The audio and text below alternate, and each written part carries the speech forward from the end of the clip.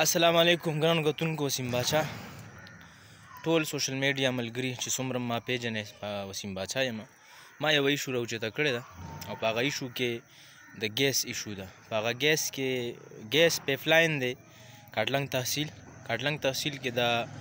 د ګیس پروجیکټ چې و دا د پاکستان مسلم لیگ دغه ځای کې چې کوم ورکر دي هغې ته میلاو شوی دی خپل ټول سوشل میډیا ملګرو ته دا وایم چې زما د ویډیو له سره شیر کړئ او دا هایلایټ کړئ په دې باندې هر زما هغه ملګري ویډیو وکړي دا هایلایټ کړئ ولې چې ډېرو عوامو ته ډېرو کورونو ته خپل حق نه دی رسېدلی مطلب سروې هم پکار ده یو سړی وایي چې یاره چا ته کار نه دی شوی هر ډېرو ته شوی دی ډېرو ته نه دی شوی داسې داسې ځایونه دي چې پاتې دي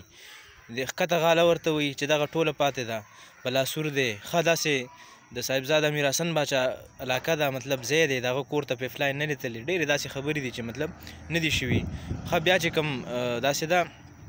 چې کوم پیپ مطلب د افتخار باچا کور ته حجرې ته تللی دی نو دا زه به دا ووایم چې یو قسم غلا ده د هغوی کور ته دا پیپ دومره نه بوتلل پکار هغه کم د دوی چې کوم بوتلې دی څونه انچۍ دی هغه به دوی ته علم وي نقشه کې چې څونه علاقې دي هغې ته مطلب خپل حق نه دی رسېدلی نو دا غوښتنه کوو د ټولو عوامو نه کوو او د ټول سوشل میډیا ملګرو ته دغه وایم چې دا ویډیو سره مطلب تاسو فارورډ کړئ او په دې باندې خپل پروګرامونه وکړئ او دا سره مخکې شیر کړئ چې زموږ اعلی چارواکو ته دا خبره ورسي چې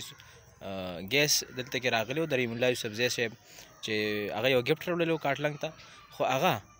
نن چې کوم دی په هغې سیاست نو صحیح د سیاست پې مو کوې خو سیاست په هغه ځای وکړې چې مطلب هر عوام درنه خوشحاله شي ډېره مهرباني دا ویډیو سره زما ملګرو د سوشل میډیا ټیم ټولو دپاره ده چې په دې باندې ویډیو وکړي او دا سره شیر کړي ډېره مهرباني السلام علیکم